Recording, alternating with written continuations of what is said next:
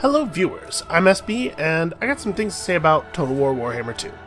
So first of all, to clear up the confusion I had about the epilogue, I went back and I rewatched all of the Skaven ritual cinematics. And actually, if you do that, things are perfectly clear. I think the entire problem I was having was that, because of the way the series was uploaded and stuff, there were so many real-life hours between the beginning of the ritual cinematics and the epilogue that I just completely forgot what was happening in the plot. So, for everyone who was having the same issue, in the epilogue, I was a little bit confused about a figure called the Screaming One, who appears to the scribe and tells him that it's time to pay for the gifts that were bestowed on him. The Screaming One appears in the cinematic that occurs after the first ritual. That's where he's really introduced. And in that cinematic, he gives the scribe the bell clapper, that the scribe eventually anoints with the Grey Seer's blood, as well as the book that contains the instructions for building the Engine of Doom and Curses. He is, in that cinematic, specifically described as a Vermin Lord who is summoned by the first ritual. And a Vermin Lord is a powerful demon in the service of the Horned Rat, which is something I know because of the board game Chaos in the Old World, where you can, if you're playing as the Horned Rat, you can summon a Vermin Lord, and he's like roughly as powerful and difficult to summon as like a Great Unclean One or a Lord of Change. So one of like a Chaos greater demon type thing. By the way, Chaos in the Old World is a really great game, like easily one of my top games of all time. I cannot recommend it enough if you can get a hold of it. I know it's tough to get now because it's out of print. So, the plot makes sense. Everything's fine. I'm just forgetful. Second order of business, let's talk about Total War Warhammer 2 as a whole. So I very much like the design of the factions, how different they are. I felt they really they took the asymmetricality even further than they did in the first game, and that's something I really appreciate. Asymmetricality is really important to me in a multiplayer experience. I think asymmetrical games are just way more interesting. They present you with a lot of more interesting decisions, I feel like, is another reason I like Chaos in the Old World so much. All the different races are different. They're interesting to fight in different ways, which is great. Although I do feel that big lizardman battles can sometimes be a little bit of a slog. Rampage is supposed to be a detriment for the lizardman player, right? You lose control of your units. But I feel like rampaging units are such a pain in the ass to fight against as well. I don't know. It's a little bit of a bummer. The balance of power bar, however, is a huge issue. It seems to govern how the auto-resolver behaves, and it is extremely broken, at least in the case of Skaven.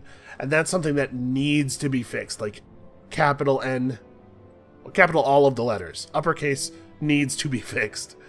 The battles are fun, right? It's fun to play the battles, but the fact that I had to play like more than 70 battles, because in each of those cases, the auto-resolver would have obliterated my army despite the fact that my army was superior to the army I was fighting against, and in many of those cases won very easily, is just, it's bad. There's a thing there is broken, they gotta fix that thing. The art and sound and stuff is all top-notch, great models, great animations. There are a lot of really cool units and abilities. I can't speak too much to the non-Skaven forces, but I will say on the Skaven front, a little bummed out that none of the cool Skaven gun units really made it into the game. Right? They got the warp fire throwers and stuff, and that's neat. But, like, I'm sure there were balance concerns involved. There's a good reason, but I would really have liked to see more of the crazy Skaven mad scientist, warp lock Jezzails and rattling guns and stuff. I think part of the balance mandate was to make sure that the Skaven didn't really have good ranged weapons. That seems to be the case, so maybe that's all that was going on. And to a certain extent, the flavor of the Skaven ranged weapons in the tabletop is informed by the special rules that they have that allow them to fire into melee and just obliterate their own guys, which is not a thing that they get to do here, so it would have been different even if they had done it. I don't know, I just wish that stuff had been there. As for the Vortex campaign specifically, the first thing I want to mention here, the thing that's most on my mind right now, is that I was actually really surprised by how much I liked the narrative. There didn't, I don't think, really have to be a story, right, to justify Total War players playing Total War. That's not really how the games have worked traditionally. But I thought the story ended up being, like, satisfyingly weird and huge. Like, we brought the Horned Rat forth into the world. That's crazy. And I'm pretty interested in going back and playing as some of the other factions to see what their stories are like, and also to see if that Horned Rat twist still happens at the end if you're not playing Skaven.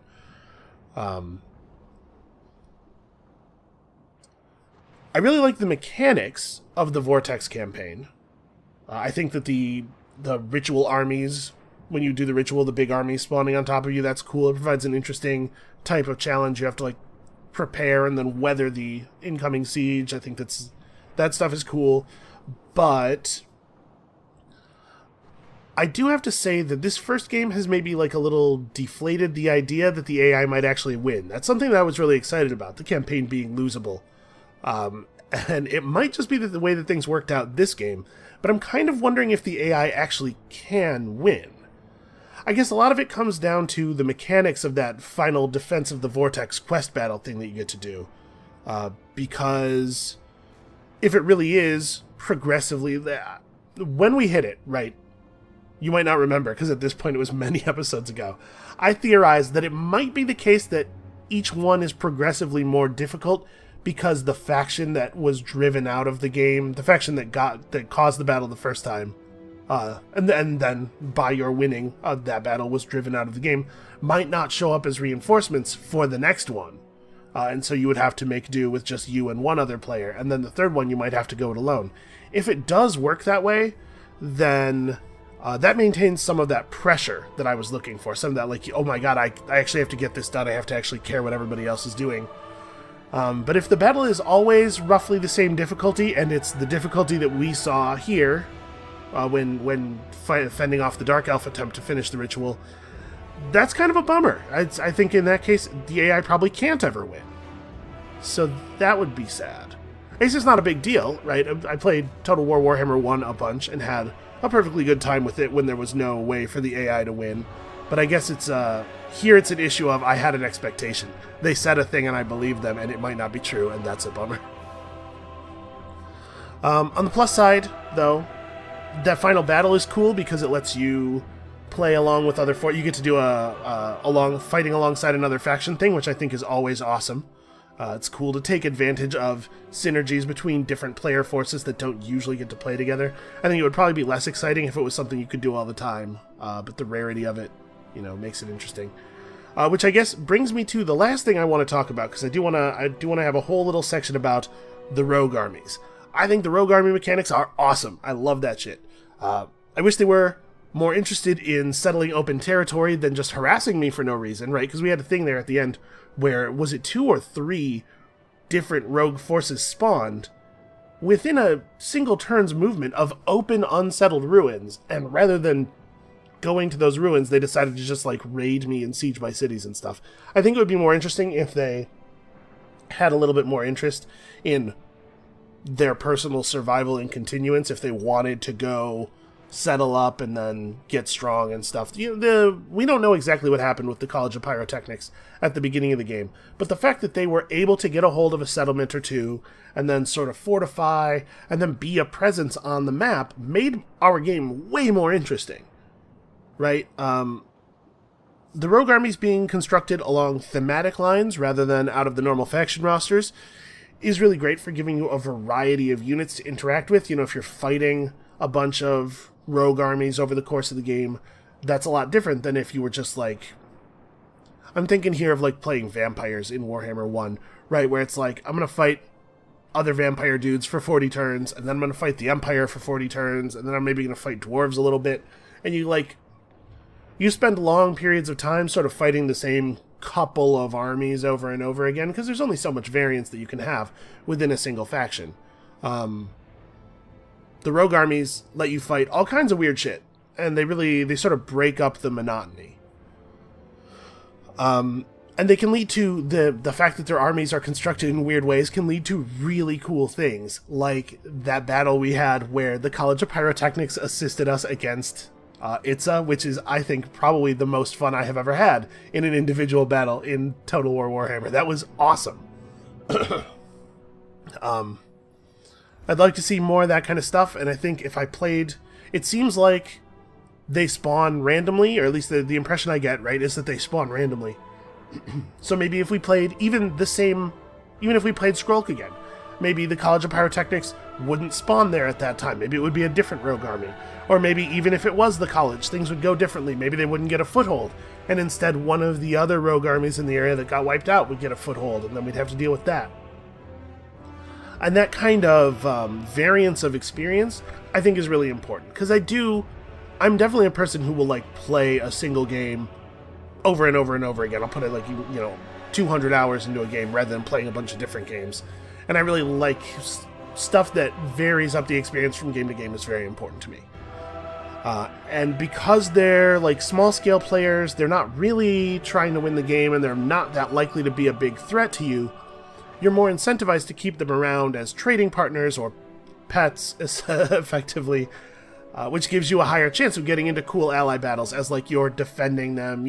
Some other player tries to siege one of their cities, and you show up to defend them, and you get to do a cool battle where your army gets to work together with their garrison to kill the invaders. Like, that kind of stuff is awesome. I really hope that they keep including new rogue armies as they add new units and factions to the game via DLC. I think this is something that they should really continue pushing. This, like, super thumbs up to the rogue army mechanics.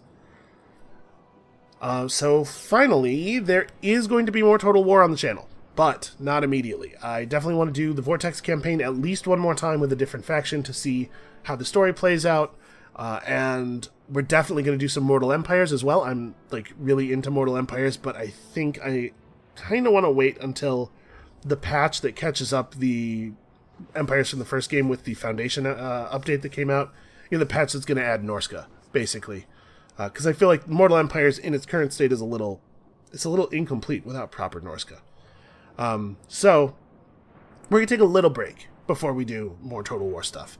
But keep an eye out for our imminent return, because it is imminent, to the New World. And thanks for watching, and we'll see you next time.